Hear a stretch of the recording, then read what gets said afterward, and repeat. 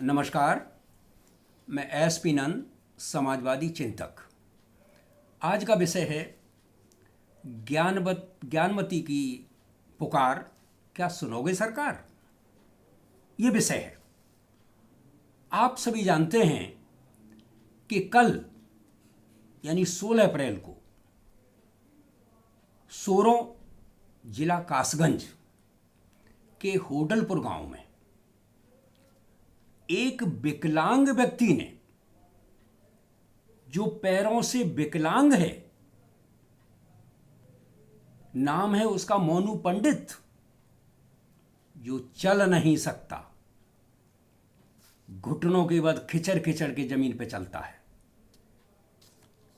और उस व्यक्ति ने सविता समाज की विधवा ज्ञानमती को बड़े कॉन्फिडेंस के साथ, बड़े इत्मीनान के साथ कल 10 बजे उसने कट्टे से फायर करके हत्या कर दी। और लोग वीडियो बनाते रहे, लोग देखते रहे कि मर्डर कैसे हो रहा है। बड़े आश्चर्य की बात है, वो विधवा थी, असहाय थी, मजबूर थी, लाचार थी, चिल्ला रही थी, रुदन कर रही थी, प्रलाप कर रही थी। किसी को नहीं सुनाई दिया, सब तमाशा देख रहे थे। धारा 144 वहां पर लगी हुई है।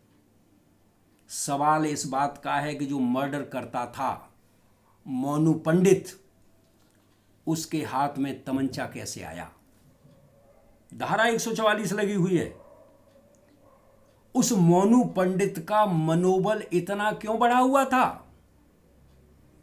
उसका कारण यह है कि भारतीय जनता पार्टी के युवा मोर्चा के जो प्रदेश, जो जिलाध्यक्ष है ब्रजेश उपाध्याय, उनका वो मोनू पंडित साला है। इसीलिए मोनू पंडित का मनोबल बढ़ा हुआ था। वो जानता था कि मेरा कुछ नहीं होगा, मुझे बचा लिया जाएगा। मीडिया रिपोर्टों से ये क्लियर हो रहा है कि इस घटना के पीछे किसी बहुत बड़े नेता का हाथ है, जो उसको सपोर्ट कर रहा है बैकडोर से। और मोनू पंडित पेशेवर हत्यारा नहीं था,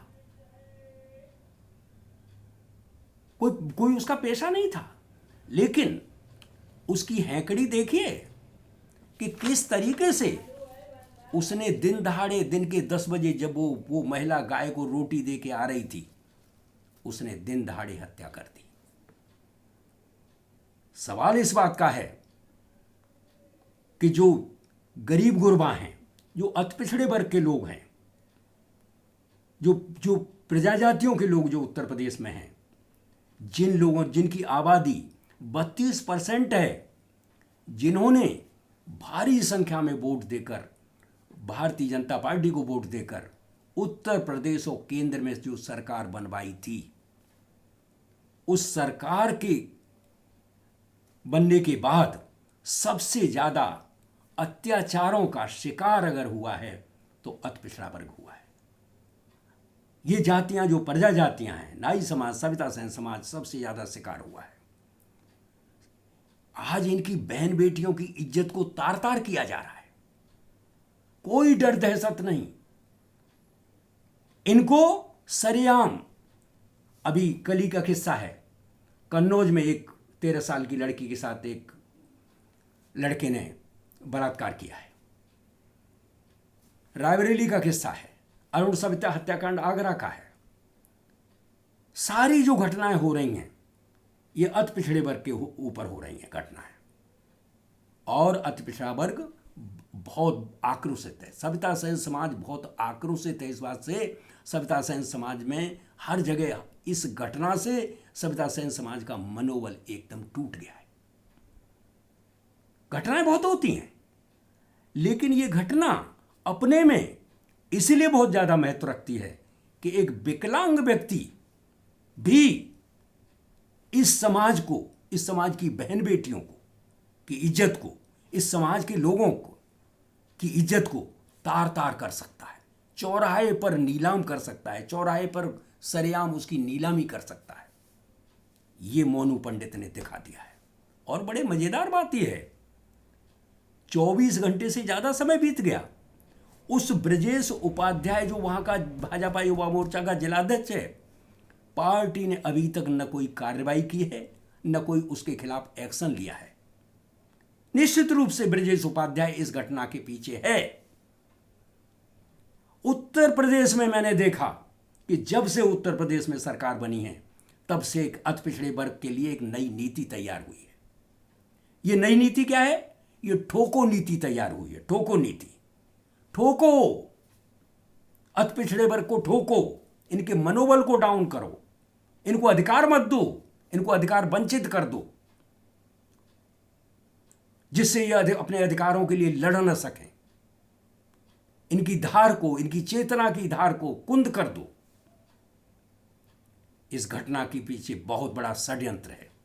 सविता समाज के अंदर जो चेतना पैदा हो रही थी, उसको कुंद करने का काम, उस धार को भौंतरा करने का कार्य, इसके मनोबल को तोड़ने का कार्य अगर किया है, तो ये कल की घटना, ये ज्ञानमती की जो के हत्याकांड की जो घटना है, वो एक घटना ये प्रदर्शित करती है कि इस समाज के मनोबल को तोड़ने का काम किया है।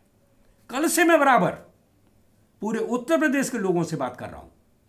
आगरा, अलीगढ़, मथुरा, उन्नाव, रायबरेली, हर जगह मैंने बात की है।